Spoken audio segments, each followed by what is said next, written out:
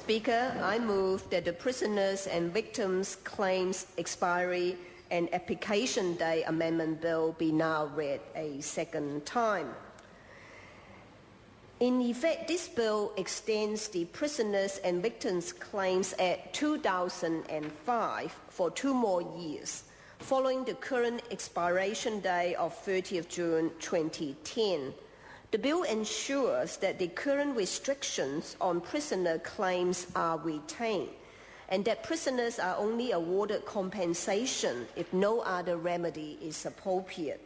It also ensures the victims of those prisoners awarded compensation continue to have priority to claim against that compensation. In addition, the bill clarifies a potential ambiguity in one of the Act's provisions. The bill makes it absolutely clear that the victim's claims process applies to compensation payable for claims made by prisoners before 1 July 2012.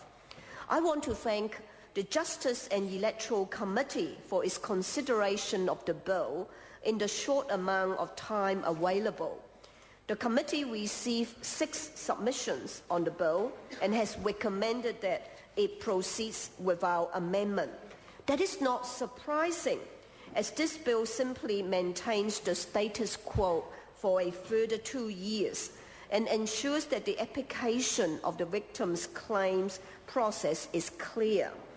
The effect is a transition period that gives prisoners, particularly those with historic grievances, 2 more years to make their claims before a second bill, which I intend to introduce before the end of this year, takes effect.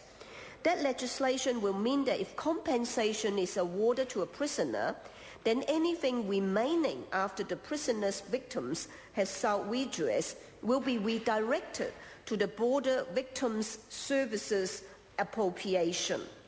The Victims Services Appropriation is currently holding the revenue generated by the government's Offender Levy Initiative and the funding from the disestablished Criminal Justice Advisory Board and Sentencing Council.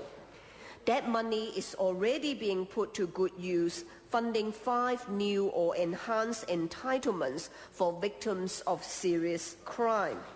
From 1 July 2010, 3 more initiatives will be rolled out. A new court support service for victims of sexual violence will be introduced, as well as an enhanced homicide support service. More comprehensive information resources for victims of crime will also be available from July. This will provide a guide to the criminal justice system and explain the support victims and their families can get. The bill before us and the new legislation to come will not prevent prisoners from seeking to uphold their rights through the court, nor should it.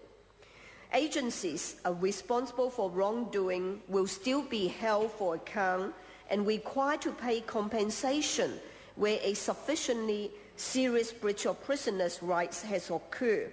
That is appropriate because prisoner mistreatment should not be tolerated. However, I make no apology for ensuring that where compensation is necessary, victims of that prisoner have every opportunity to benefit from that compensation and seek redress for the harms committed against them. I commend this bill to the House.